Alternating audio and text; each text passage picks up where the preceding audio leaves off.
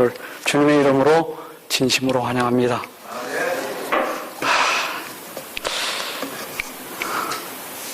먼저 하나님 말씀을 보겠습니다. 시편 51편 17절입니다.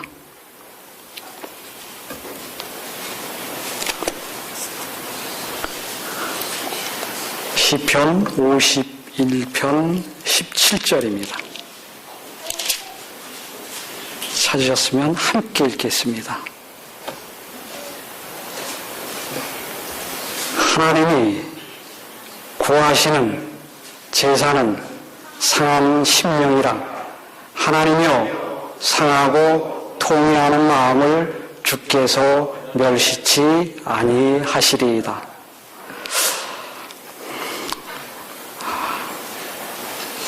하나님이 구하시는 제사는 상한 심령이라 하나님이여 상하고 통회하는 마음을 주께서 멸시치 아니하시리이다. 이사야 57장 15절을 한 번 더 보겠습니다. 이사야 57장 15절입니다.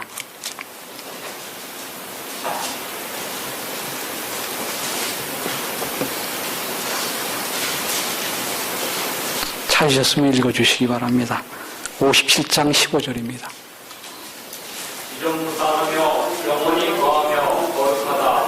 이름하는 자가 이같이 말씀하시되 내가 너고 거룩한 곳에 거하며 또한 통회하고 마음이 겸손한 자와 함께 거하나니 이는 겸손한 자의 영을 어떻게 하며 통회하는 자의 마음을 어떻게 하려 합니다. 아멘. 또 성경절 열왕기하 22장 19절을 보겠습니다. 열왕기하 22장 19절. 제가 읽겠습니다. 내가 이것과 그 거민에 대하여 빈터가 되고 저주가 되리라. 한 말을 내가 듣고 마음을 연하여 여호와 앞 곧 내 앞에서 겸비하여 옷을 찢고 통곡하였으므로 나도 내 말을 들었노라. 여호와가 말하였느니라. 히브리서 5장 7절을 한 절 더 보겠습니다. 히브리서 5장 7절.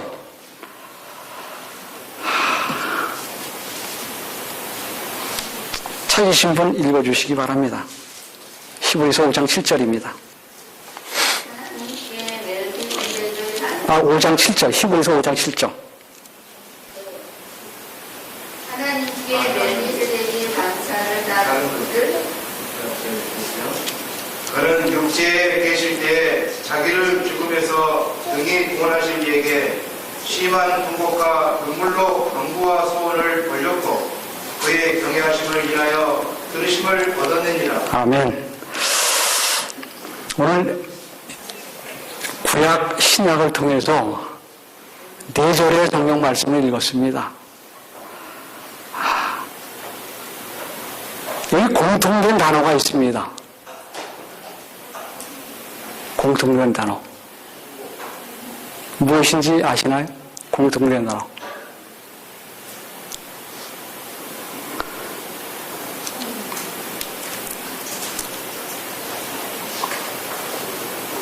시편 51편 17절에 통회하는 마음을 하나님을 상하고 통회하는 마음을 주께서 멸시치 아니하신다. 이사야 57장 15절에 통회하고 마음이 겸손한 자에게 통회하는 자의 마음을 소송케 한다. 열왕기하 22장 19절에 통곡함으로 나도 내 말을 들었노라. 여호와가 말하였느니라. 히브리서 5장 7절에 통곡과 눈물로 간구와 소원을 올렸고 그의 경외하심을 인하여 들으심을 얻었느니라.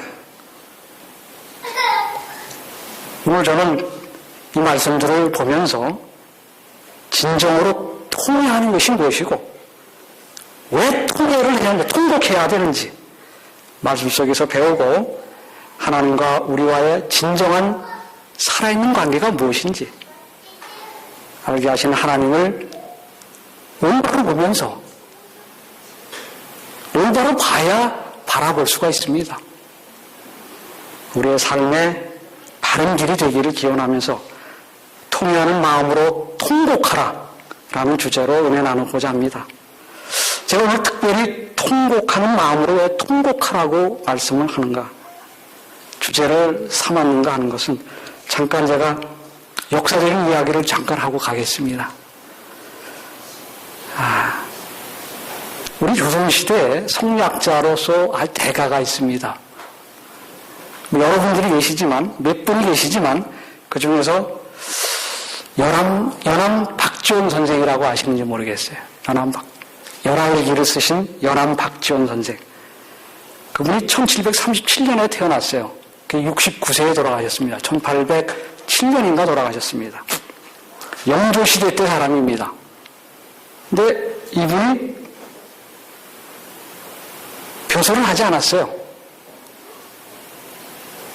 여기 혹시 박남박씨 계시나요? 박씨 중에서? 박남박씨?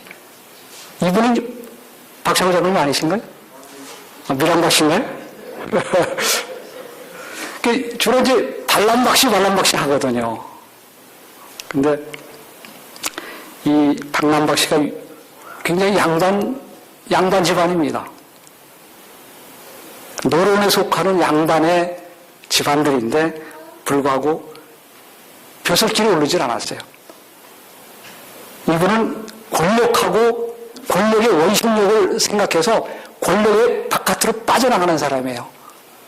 권력 안에 들어가지 않은 거예요. 그러니까 자유롭게 사신 분이에요. 사실은 굉장히 좋은 집안에서 태어났음에도 불구하고 충분히 벼슬할 수 있는 문무가 견미한 사람인데도 불구하고 벼슬을 하지 않았습니다. 나중에 50살이 돼서 먹고 살 게 없으니까 벼슬길에 오르기 시작한 겁니다. 이분이 자기 형님이 8촌 형님 되시는 분이 박명훈이라는 분인데, 그분이 영조시대의 영조의 부마였어요. 사위였습니다. 사위. 그래서 청나라, 그때는 중국이 청나라가 지배하고 있을 때인데, 청나라의 건문조의 황제죠. 황제의 70세, 만수절 70세 생일날 특사로 파견이 됐어요, 이 사람이. 정사로. 이제 박명훈이라는 사람이 이렇게 영조대왕의 사위 되시는 분이 이제 정사제, 지금으로 말하면 사절단의 단장으로 이제 가시게 됐습니다.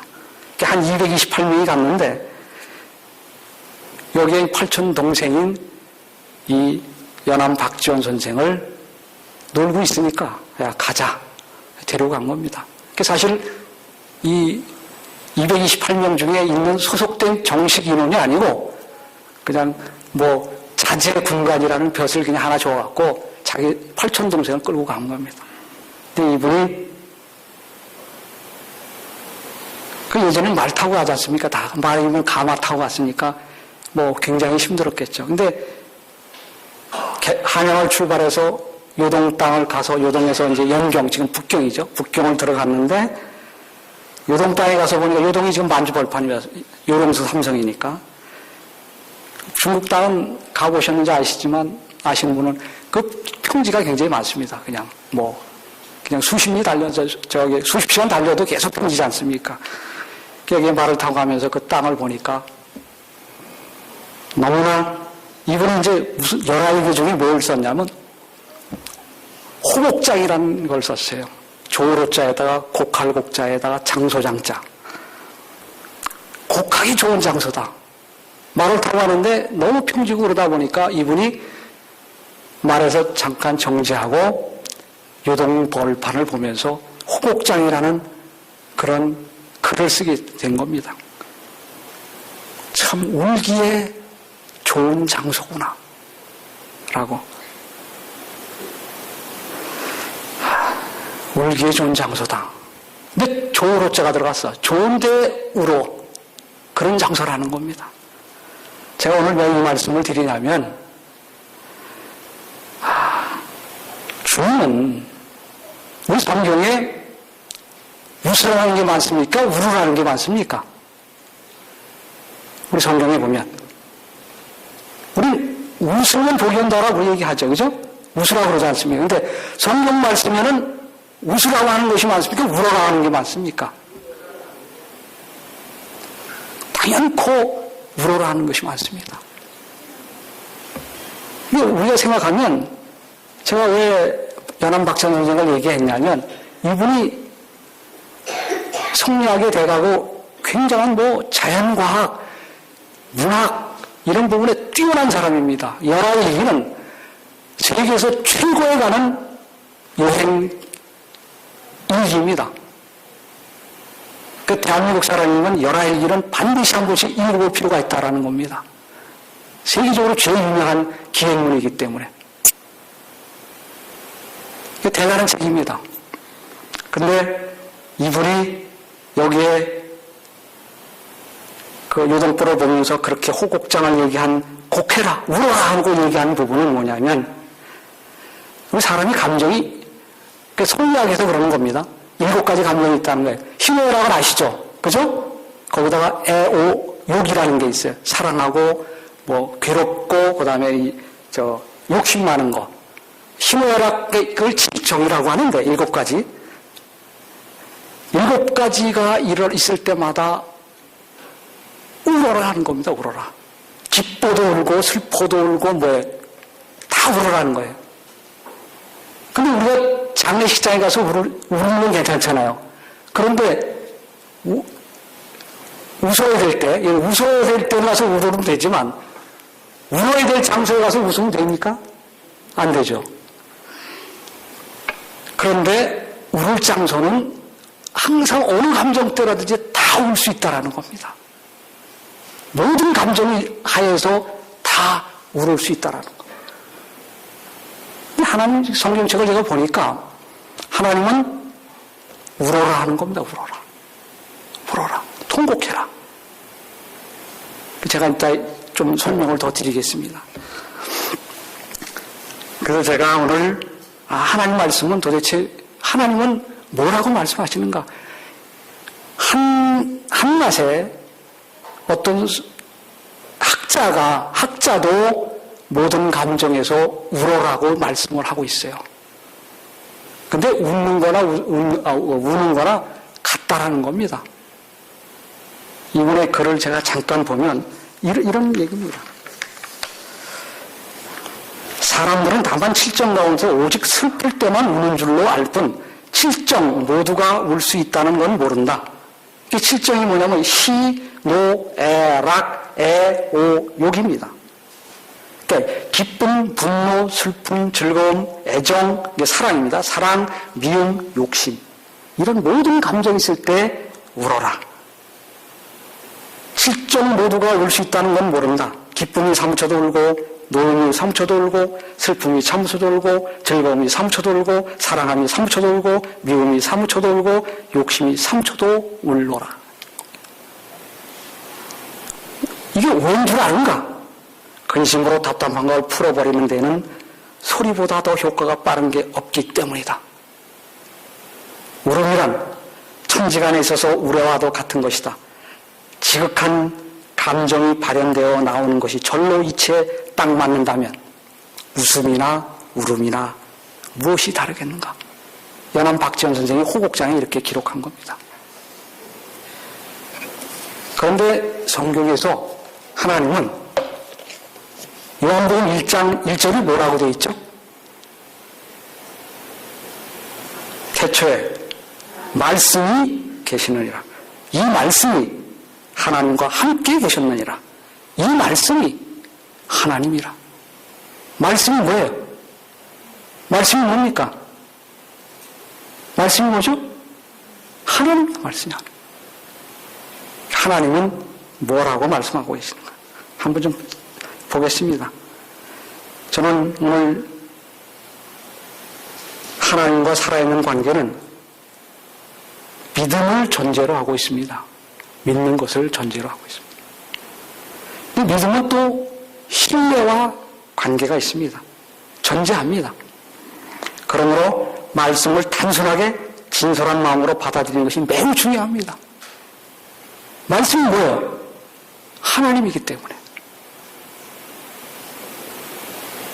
맞습니까? 말씀이 하나님 맞습니까? 성경이 분명히 말씀하고 계세요. 하나님 사랑이십니까? 하나님께 모든 것을 맡기고 의지하는 것으로 곧 하나님께서 우리를 사랑하시고 또 우리에게 가장 유익한 것이 무엇인지를 아심을 인정하는 것이다. 하나님께 모든 것을 맡기고 의지하는 것. 그것이 믿음이고 우리가 그것을 인정하는 것이 우리는 필요하다는 것. 근데 신뢰에는 하나님과 나하고의 관계가 신뢰가 쌓이려면 뭐가 있어야 돼요? 앙금이 없어야 되나? 모든 게 없어야 되나? 그죠? 그래야 신뢰가 쌓일 거 아니에요. 믿음이 그냥 생기는 게 아니잖아요. 신뢰인데 신뢰가 쌓이려면 하나님과 나하고 관계에서 뭐가 없어져야 돼요? 죄의 문제를 해결해야 된다는 거예요.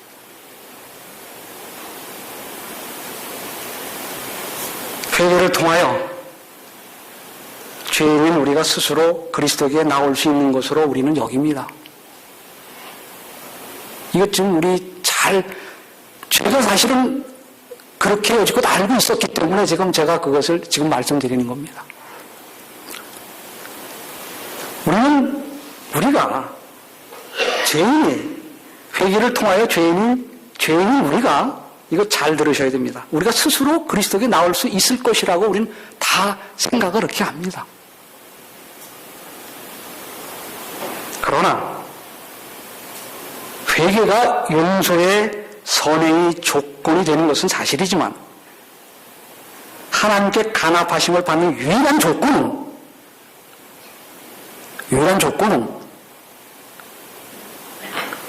상하고 통회하는 마음이라는 겁니다. 우리가 죄인인데 우리가 하나님 앞에 회개를 통해서 스스로 나올 수 있을 것이라고 우리는 여기고 있습니다. 이게 좀 어렵게 들릴 수도 있지만 잘 생각하시면 회개가 용서의 선행 조건은 사실이지만 하나님께 하나님이 간합하시는 걸 받는 유일한 조건은 하나님이 요구하시는 것은 뭐냐면 통회하는 마음이라는 겁니다. 통회하는 마음. 통곡하는 거라는 겁니다. 통곡.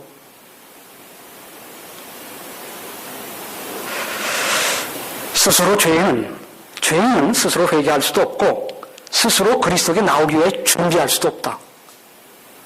이거 제가 얘기하는 게 아닙니다. 말씀이 있는 겁니다.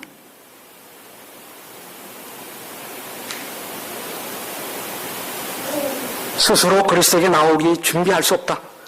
회개할 수 없다. 우리 준비한다고 얘기하죠?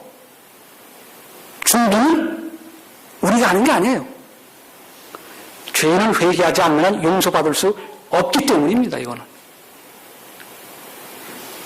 용서받지 않은 사람이, 용서받을 수 없는 사람이 준비는 누가 하셨냐면 이미 하나님이 모든 것을 다 준비하셨습니다. 그래 감사하시는 겁니다. 우리는. 우리가 할 게 아무것도 없습니다.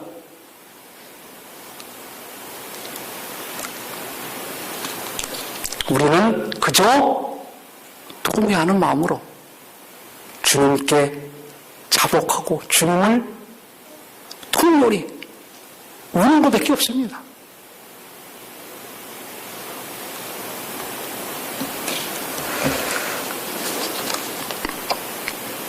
하나님께서 우리에게 요구하시는 건 유일한 조건이 상하고 통하는 마음뿐이다.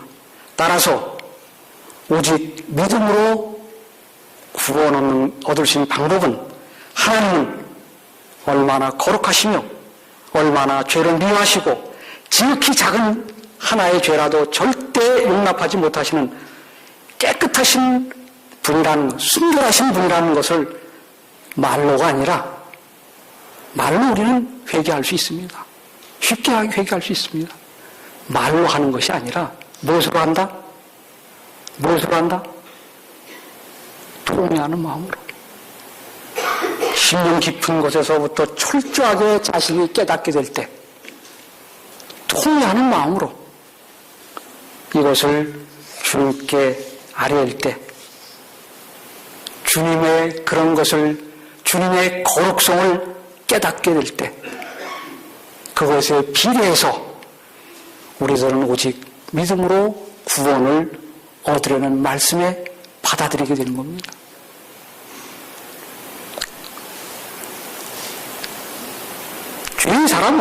죄인은, 우리는 우리가 가진 속성 때문에 그것을 해결하지 않고는 주님이 허락하시지 않는다. 죄의 사람이라는 사실을 심령으로부터 깨닫는 자만이 의롭게 될 수 있다는 겁니다. 주님은 다 준비하고 계십니다. 우리가 태어나기 전에 모든 것 다 준비하셨습니다. 그것을 우리가 통회하는 마음으로 깨닫는 자만이 주님의 의로운 것을 입을 수 있는 겁니다. 주님이 간합하시는 겁니다. 이는 하나님의 순결성과 거룩함은 우리의 하나님의 거룩한 순결성이 우리의 어떤 희생이나 우리의 노력이나 헌신이나 이 모든 조건을 충족할 수 없기 때문입니다.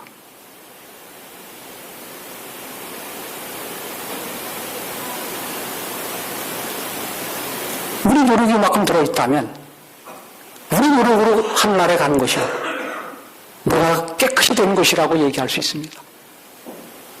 그러면 하나님의 거룩성, 순결성은 훼손될 수밖에 없습니다. 그래서 하나님은 요구 조건에 그것을 간합하지 못하시는 겁니다.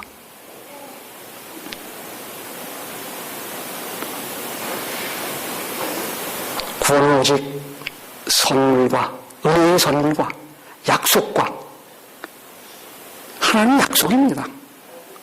하나님의 보좌를 걸고 약속을 하신 겁니다. 하나님인 창조주인 하나님이 이 땅에 오신 것, 보좌를 걸고 내려오신 겁니다.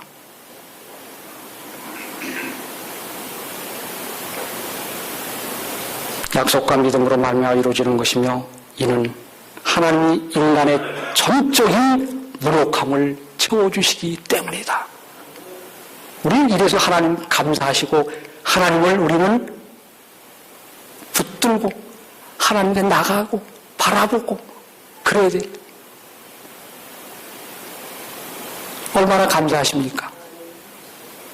하나님 모든 거 다 우리가 하는 것 제가 이제 누가복음 8장 43절 44절 한번 읽어보겠습니다. 같이 한번 보시죠. 누가복음 8장 43절 너무나 잘하시는 겁니다. 이거 찾으셨으면 한번 읽어주십시오.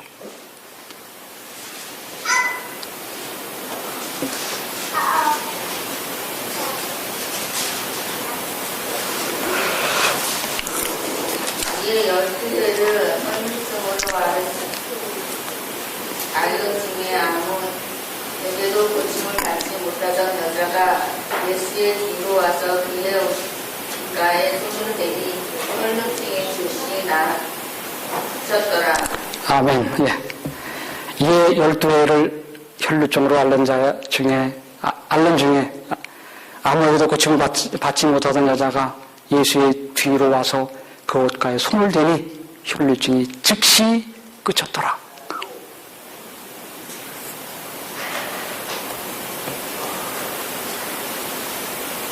이분이 왜 이 병을 치유함을 받았습니까? 무엇 때문에?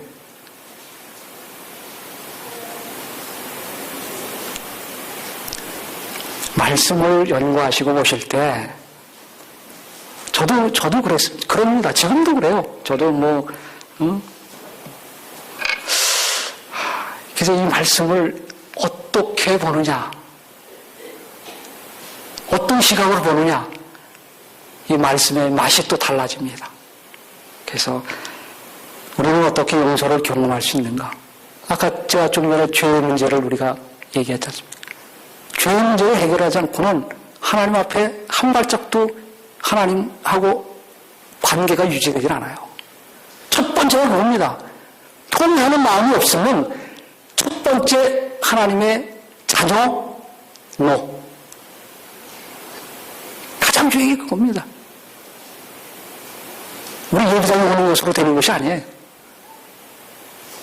하나님의 바른 관계가 돼야 해요. 그 하나님 바로 올 수 있는 겁니다. 우리는 자신이 어떤 것으로도 하나님의 은혜를 얻기에 무력하다는 사실을 인정할 때 용서를 경험할 수 있습니다. 내가 아무것도 할 수 없다. 지금같이 한희순 어머니 병실에 누워 계시지만 본인이 할 수 있는 거 아무것도 없어요. 그죠? 그럴 때 주님을 잡을 때, 그럴 때 우리는 용서를 경험할 수 있는 겁니다. 그럴 때 주님이 찾아오시는 겁니다. 여기 누가복음 8장 43절에 이 여인을 그랬습니다. 본인이 할 수 있는 거 아무것도 없었습니다. 주님을 찾는 것밖에 없었습니다. 본인이 그 많은 군중 속에서 군중을 헤치고 주님을 만날 수 있었겠습니까? 만날 수 없습니다. 우리는 자신의 어떤 것으로도 하나님을 얻기에 무력하다는 사실을 인정할 때, 그런데 누구든지 우리가 고난의 나락에 빠졌을 때만이 우리는 뭐예요? 용서를 경험할 수 있다는 겁니다. 그런 체험적인 신앙을 우리가 할 필요가 있고 반드시 해야 된다는 겁니다. 자신의 심령으로부터 정말 자신이 무력하다는 생각을 갖는 사람은 통회하는 마음으로 철저한 절망 가운데 의지하고자 하는 마음이 주님을 다가오게 주님이 결사적으로 이 혈병을 가진 여인이, 여러분들 믿음 때문에 그렇다고 생각하시죠? 주님을 결사적으로 찾은 노력 때문에 그럴 것이다 라고 생각합니다. 일반적으로. 그런 믿음 때문에 그렇다. 그 다음에 주님의 기적 때문에 치료가 났을 것이다. 주님이 치료하는 것은 이미 필요한 사람에게 이미 약속을 하셨어요. 누구에게나 약속하셨어요. 필요한 사람들에게 주님은 뭘 낫게 해주시는 것을 이미 말씀 속에 다 들어있어요. 약속하신 겁니다. 이미.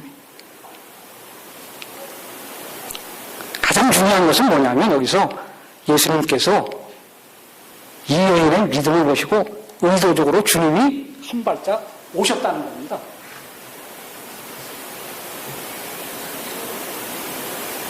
주님이 뭐예요? 그분에게 다가갔다는 겁니다. 이 사실이 중요한 겁니다, 이게. 만약에 그분이 난 것이 내가 헬치고 가서 주님을 잡았거나 뭐 이렇게 했더라면 자기의 노력이 들어갔을 겁니다. 그죠? 그런데 여기에 주님은 이 여인의 믿음을 보시고 의도적으로 주님이 친히 오셨다는 사실, 이것이 우리가 믿음이 이 여인을 치료해 준 것이 아니라 믿음은 이 여인으로 하여금 능력의 손이 누굽니까? 예수님입니다. 능력의 손을 붙들게 한 것뿐입니다.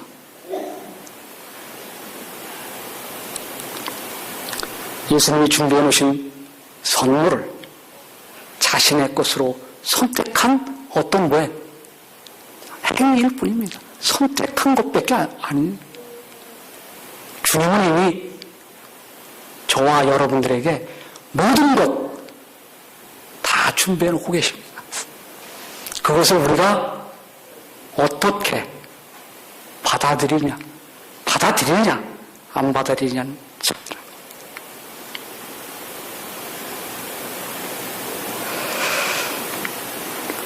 예수님이 준비해 주신 선물을 자신의 것 선택하는 어떤 행위일 뿐이다. 질병으로 고통당하고 아무것도 할 수 없는 그 사람이 원할 때 아무 조건 없이 당신이 찾아오셔서 이 여인의 필요를 채워주셨다는 사실인 것입니다. 결국 믿음이라는 것은 자신의 어떤 노력에 의해서 주어지는 것이 아니라 전적으로 하나님의 선물이기 때문에 통회하는 마음으로 구하는 자에게만 주어지는 것으로 절망적이라는 사실을 심령으로 느낄 때만이 하나님과 올바른 관계를 이룰 수 있다는 겁니다. 구하는 자에게만 그것이 하나님과의 관계가 이루어진다는 겁니다. 자신의 무력함을 느끼지 않는 자에게는 하나님께서 개입하지 않으시는 이유는 바로 자기 자신이 어떤 노력에 의해서 이루어졌다고 생각하기 때문이다. 그래서 우리가 고난을 뭐예요? 걱정하는 이유가 없다라는 겁니다.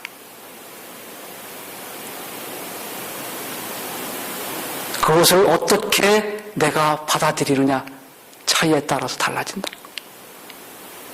우리는 믿음으로 하나님의 은혜를 받습니다. 그러나 믿음이 우리의 구주는 아닙니다. 그것은 아무런 공로도 주지 못합니다. 믿음은 우리가 그리스도를 붙잡고 죄의 치료제인 그의 공로를 힘입는 손입니다. 이 시대소망 175쪽에 있는 말씀입니다.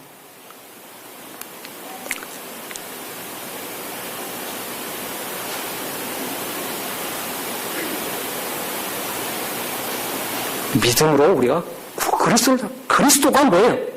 주님이 우리의 뭐예요? 구주이시라는 겁니다. 그렇다면 믿는다는 것은 무엇을 의미하는가? 그것은 그리스도께서 우리를 위해 저주를 받으시고 우리 죄를 담당하시고 우리에게 그분의 자신의 의를 나눠주시는 것을 완전히 수락하는 것이다. 그래서 믿음으로 말미암아 의라는 것이 성립이 되는 겁니다. 그러므로 우리는 그리스도의 의를 요구하고 그것을 믿으며 그것이 우리의 의가 되는 겁니다. 그것을 통해서 우리는 그분은 우리의 구주가 되시고 그것을 통해서 우리는 구원을 얻게 되는 겁니다. 하나님과 살아있는 관계는 회개의 통회하는 마음이 그런 경험만이 가능합니다. 왜일까요? 마태복음 3장 2절에 아주 잘 아시는 회개하라 천국이 가까웠느니라 말씀하고 계시기 때문입니다. 회개해야 천국이 가까웠느니라 너희 것이라고 얘기하는 겁니다. 하나님과 살아있지 않는 한 교회 다닌다고 하는 것으로 하나님 제자가 됐다라고 얘기하는 것이 아니라 하나님과 살아있는 관계, 하나님과 바로 선 관계가 돼야만이 우리는 살아있음을 주장할 수 있습니다.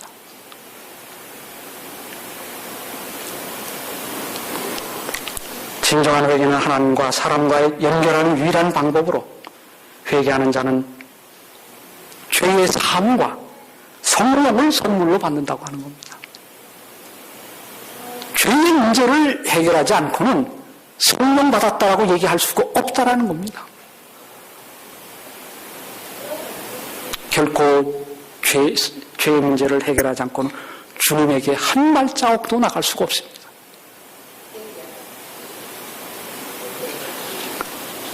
죄의 용서 문제는 우리들이 태어나기도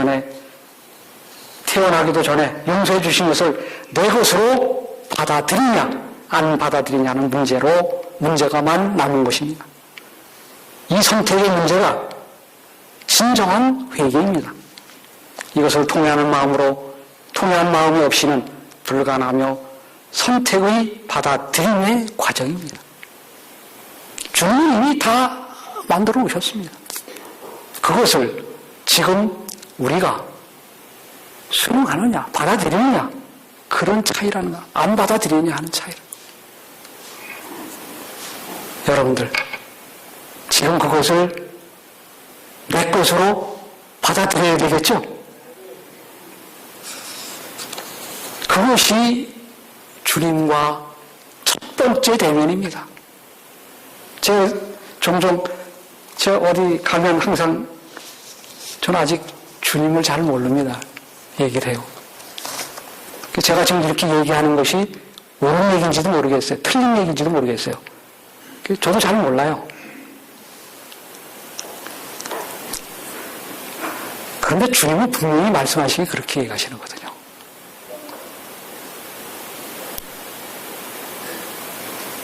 이 문제를 저도 고뇌하고 말씀 연구하면서 조금씩 앞으로 전진하는 사람입니다.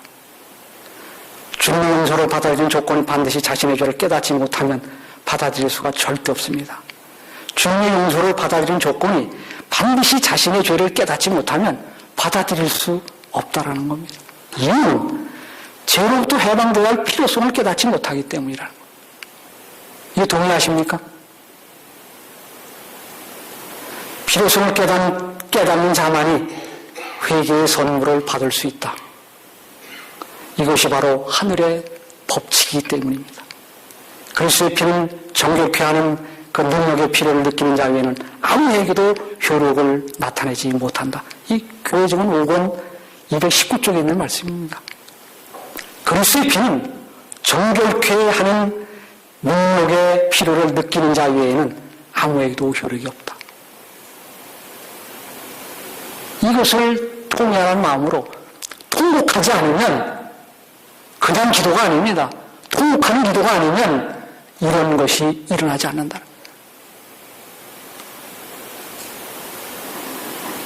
저와 여러분들 통회하는 마음으로 통곡하는 사람들이 모두 되셨으면 합니다. 죄를 깨닫는 것은 용서받는 것이 아닙니다. 죄를 깨닫는 것으로 용서받는 게 아닙니다. 그 다음이 매우 중요하다는 겁니다. 죄를 안다고 해서 내가 용서받았다고 얘기하는 것이 아니라는 거예요. 첫 번째, 세 가지 사람이 있다는 겁니다. 죄책감을 깨달은 사람, 깨달은 세 종류의 사람이 있습니다. 첫 번째, 세 종류의 사람인데 죄를 깨달았어. 그런데 그냥 양심에서 무시해. 자, 내가 어느 쪽에 속해 있는지 여러분들 한번 자기가 어느 쪽에 속해 있는지를 한번 생각해 보시기 바랍니다. 죄는 깨달았는데, 죄책감을 알았는데, 양심에서 무시해. 그 다음에 두 번째 사람은 양심의 가착으로 내가 뭘 노력을 해. 그래서 뭘 하려고 그래. 내가 이것을 극복하려고 그래. 세 번째 사람, 자신의 노력으로 불가능함을 인정하며 용서를 위해 죽게 굴복하고 통회하는 마음으로 기도와 마음을 찢는 사람. 이 어느 쪽 사람이 맞습니까? 몇 번째 사람이 맞아요? 여기 계신 여러분들, 저와 여러분들이 세 번째 사람이 되시기를 간절히 바랍니다. 기도와 마음을 찢는 사람, 통회하는 마음으로 통곡하는 사람입니다. 우리가 기도를 합니다. 근데 응답을 받지 못한다고 얘기를 합니다. 종종, 그죠? 근데 통곡하는 마음으로, 통회하는 마음으로 통곡의 기도를 드리시면 우리 처음에 서두에 제가 기억절 읽은 4절 중에 있습니다. 통곡하는 마음으로, 통회하는 마음으로 통곡을 하면 하나님의 뜻이 움직여져. 하나님이 들으신다.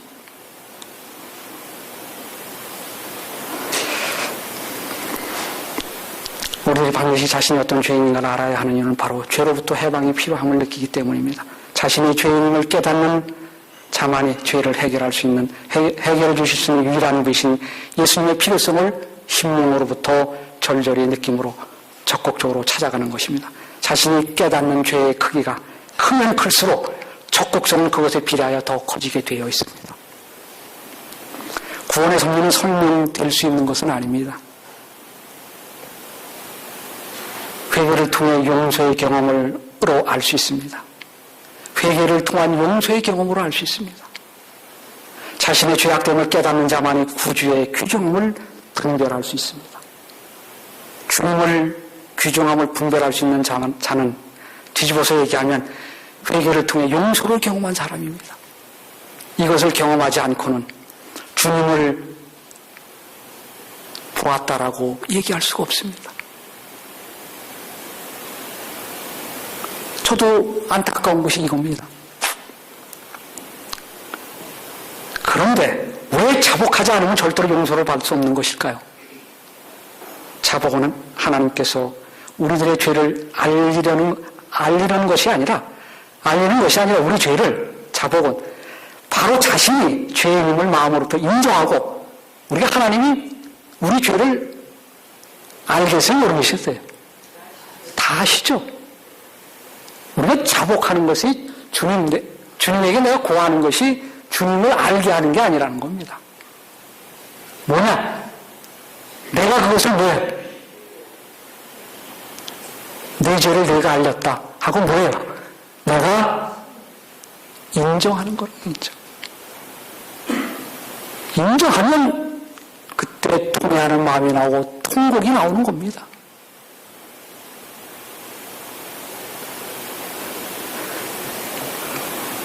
새 언약에는 회개한 자의 죄가 믿음으로 말미암아 그리스도에게 옮겨지고 그리스도께서는 그것을 실제적인 하늘 성소로 옮기시다고 말씀하십니다.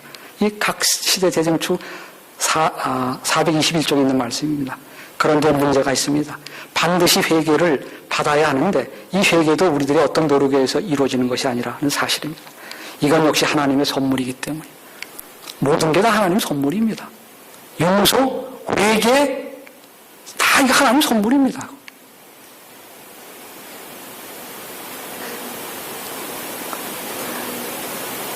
나의 하나님 선물이기 때문에 나의 어떤 노력으로 의해서가 아니라 주시는 분에게 받기만 하면 된다는 겁니다. 그것이 통곡하는 마음입니다. 회개를 선물로 주시려고 계시는 분과 어떤 관계에 의해서만 얻을 수 있음을 감사하시기 바랍니다. 주님과 어떤 관계가 있느냐에 따라서 그것은 뭐예요? 우리가 받을 수 있다라는 겁니다. 인간은 회개도 자발적으로 할 능력이 없습니다. 죄된 속성을 갖고 있기 때문에 오직 그리스도를 통해서만 회개의 체험을 맛볼 수 있습니다. 이거 제가 제 얘기가 아닙니다. 가리포면 기별 1권 393쪽에 있는 말씀입니다. 우리가 할 수 있는 것, 회개는 용서와 마찬가지로 그리스도를 통하여 얻을 수 있는 하나님의 선물입니다. 우리들의 죄를 깨닫게 하고 용서의 필요를 느끼게 하는 것은 성령의 감화로 말미암은 것이다. 통회하는 자만이 용서를 받을 수 있고 그러나 마음의 회개를 일으키는 것은 하나님의 은혜다. 저 얼마나 감사하신지 몰라요. 모든 것 순간순간마다 다 하나님의 은혜고 자비고 하나님의 선물이라는 겁니다. 우리의 노력, 우리의 헌신 어떤 게 들어갔다면 그것은 공의로운 하나님이 될 수가 없습니다. 그래서 감사하시기 바랍니다. 순간순간 모든 것 중요한 순간마다 다 하나님의 은혜고 자비라는 겁니다. 지금 이곳에 계신 여러분들 숨 쉬고 계시는 지금 살아있는 것조차 그죠? 이게 살아있는 거 뭐예요? 하나님의 은혜. 굉장히 여기서 2장 8절에 너희가 은혜를 인하여 믿음으로 구원을 얻었나니 이것이 너희에게서 난 것이 하나님의 선물이라.